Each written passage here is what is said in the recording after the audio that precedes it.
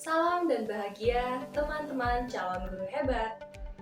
Halo, selamat datang pada pembahasan mengenai lingkungan belajar.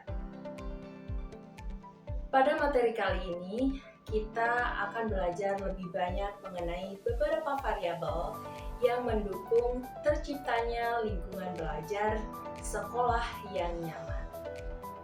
Kenyamanan ini untuk menciptakan pembelajaran murid yang berkualitas.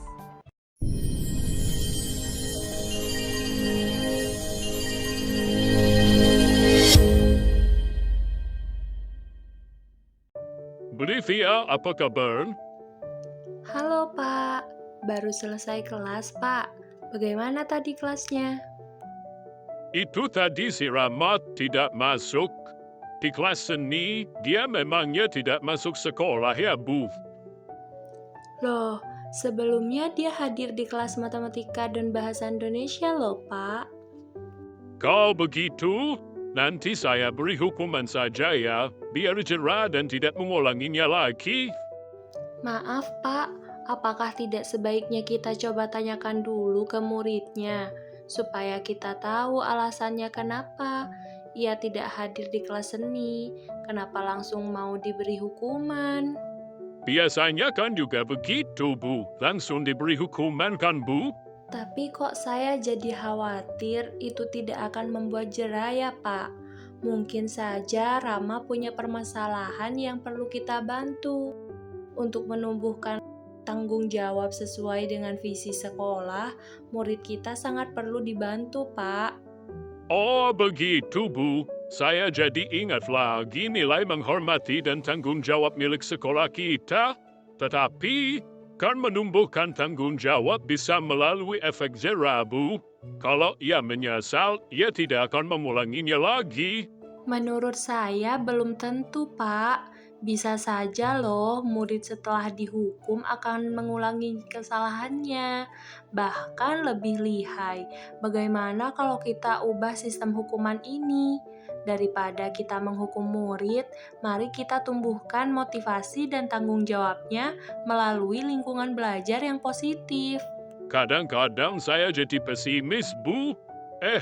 Tapi jadi ingat ada murid yang malah lebih lihai dalam berbuat kesalahan. Nah, murid malah bisa menjadi lebih lihai ya.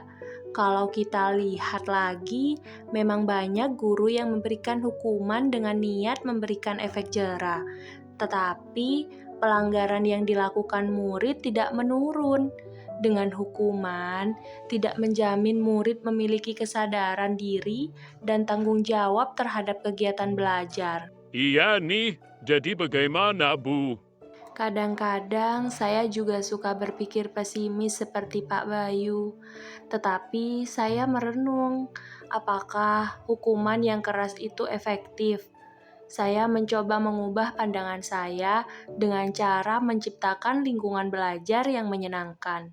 Saya meyakinkan diri bahwa pada dasarnya murid itu berniat baik, hanya terkadang mereka mengalami kendala atau permasalahan. Peran kita adalah membantu mereka mengatasi kendala dan permasalahan tersebut, Pak. Begitu ya, Bu. Perlakuan dan persepsi kita terhadap murid penting ya.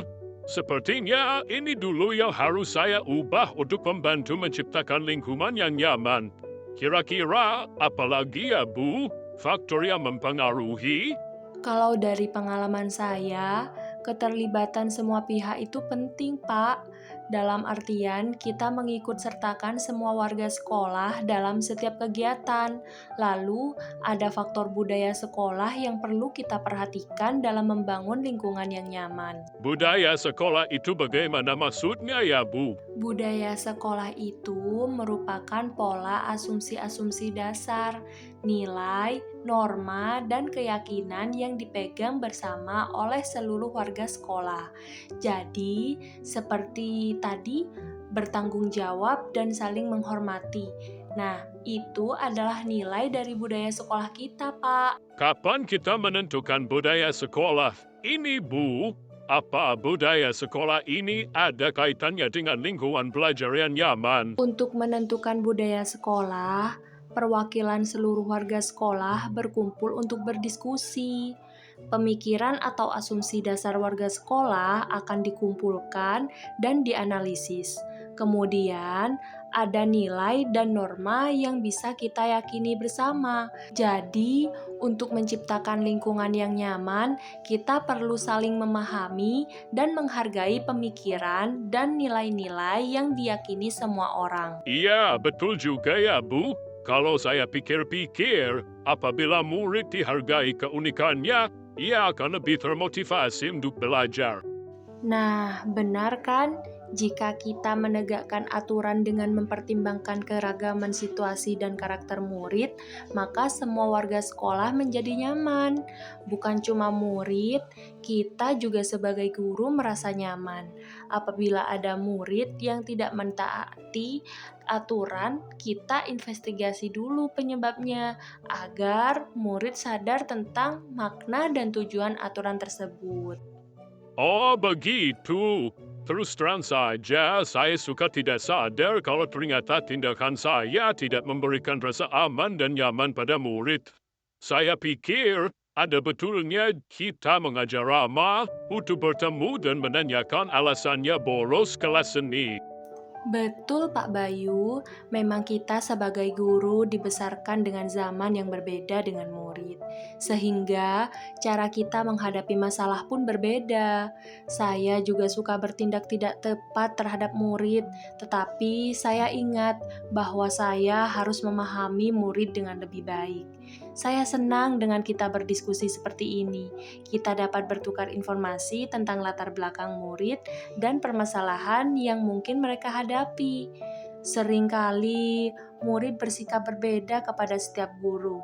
Akhirnya, informasi yang dimiliki guru tentang latar belakang murid pun berbeda. Semakin sering kita berdiskusi tentang murid, semakin mudah kita membantu satu sama lain. Wah, terima kasih banyak, Bu. Saya akan mencoba mengubah cara interaksi saya dengan murid. Semoga nanti saya bisa membangun hubungan yang lebih positif. Semangat ya Pak Bayu, saya juga masih perlu banyak belajar. Sebagai guru, kita harus belajar bersama-sama murid. Kita perlu menciptakan lingkungan belajar yang nyaman bagi murid. Jika lingkungan sudah nyaman dan aman, kegiatan belajar pun akan berjalan lebih efektif. Dengan kita berdiskusi seperti ini tentang topik ini, saya jadi ingat profil pelajar Pancasila, Bu. Bagaimana maksudnya, Pak? Di dalam profil pelajar Pancasila kan ada 6 dimensi, Bu. Misalnya, dimensi bergotong royong, tercermin saat pembentukan kesepakatan dengan murid dan budaya sekolah. Dengan kita mempunyai nilai dan norma, saya rasa ini termasuk cermin dimensi beriman, bertakwa kepada Tuhan Yang Maha Esa, dan berakhlak mulia.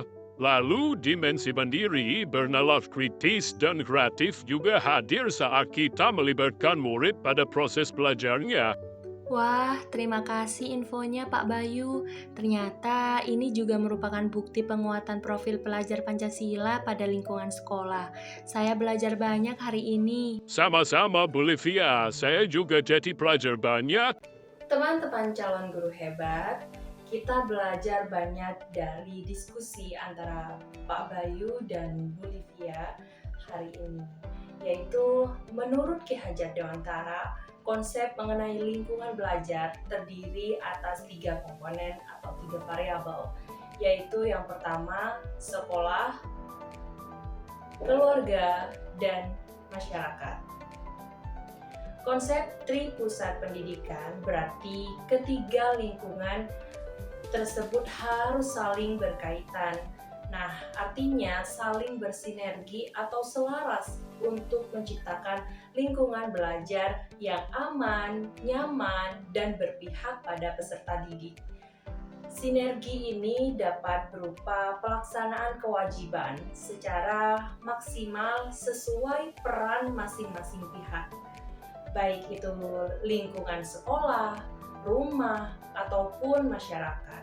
Mudah-mudahan teman-teman calon guru hebat juga ikut termotivasi menciptakan lingkungan belajar yang aman, nyaman, dan dapat meningkatkan positif pada peserta didik.